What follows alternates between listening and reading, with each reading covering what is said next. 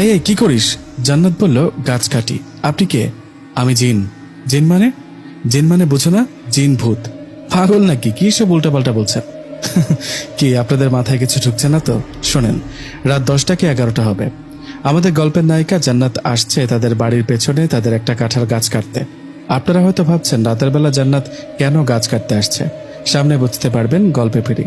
জিন বলল, আরে আমি আবল তাবল বলছি না, আমি আসলেই জিন। তুমি যে গাছটা কাটছো এটাতে আমি থাকি।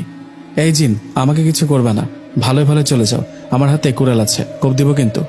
আমাকে মারতে পারবে নাকি? আমি অদৃশ্য হয়ে যাব। এখান থেকে চলে যাও। না, যাব না, ঘাড় মটকাবো কিন্তু।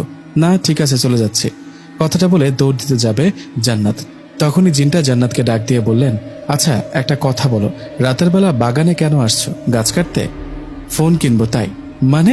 আর বলো না, মা বাবাকে এত করে বলেছি ফোন কিনে দাও, দিচ্ছে না, তাই গাছ কাটতে আসছি। গাছ কেটে বিক্রি করে ফোন কিনবো। তাই নাকি? তোমার মাথায় তো সমস্যা আছে। গাছ কাটবা ভালো কথা, অন্য গাছ কাটো। আমি এই কাঁঠাল গাছে থাকি, এই গাছটা কেটো না। অন্য গাছগুলো তো ছোট, আমার লাগবে এটাই। না না না, এটা কাটবা না। তাহলে টাকা কোথায় পাবো? কত টাকা লাগবে তোমার? 20-25 হাজার হলে হবে আপাতত। তাই দাঁড়াও, একটা বুদ্ধি বের করি। কি করা যায়, কি করা যায়? পেয়েছি, বুদ্ধি পেয়েছি। তোমাদের গ্রামে এমন কেউ কি আছে যিনি দুষ্ট মানুষকে দেখতে পারে না, মানুষের ক্ষতি করে?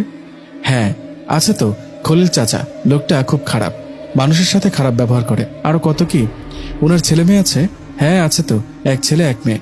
ছেলেটা তো আমাকে লাইন মারতো, আমি পাত্তা দিইনি। শোনো, তোমার ওই খলিল চাচার মেয়েকে কাল আমি ভর করব। আমি মেয়েটার শরীরে ঢুকে আবল তাবল কথা বলবো, আর তুমি কবিরাজ সেজে ওনার বাড়িতে যাবা, গিয়ে ওনার মেয়েটাকে সুস্থ করে 20-25 হাজার টাকা পাবা। এতে হবে তো? আরে বাহ, মানুষদের মতো জিনদের মাথায় শয়তানি বুদ্ধি আছে দেখি। কি বললে? না কিছু না, কাল কখন যাব? সন্ধ্যায়। জিনের কথায় রাজি হয়ে জান্নাত বাড়িতে চলে আসলো। তার কথা মতো পরের দিন সন্ধ্যার দিকে জান্নাত খলিল চাচাদের বাড়িতে আসলো। জান্নাত খলিল চাচার বাড়িতে আসায় খলিল চাচা বললেন, তুমি সন্ধ্যাবেলায় এখানে কি করছো? কিছু না চাচা, এমনি হাঁটতে হাঁটতে বেড়াতে আসলাম। বেড়াতে আসছো নাকি চুরি করার ধান্দা? না চাচা, কি যে বলেন। আচ্ছা চাচা, আপনার মেয়ে অমন করছে কেন? ওকে ওভাবে বেঁধে রেখেছেন কেন? আর বলো না মা, ওকে মনে হয় ভূতে ধরেছে। কি সব আবল তাবল বলছে, ছুটোছুটি করছে, তাই বেঁধে রেখেছি। এখন আমি কবিরাজ ডাকতে যাচ্ছি।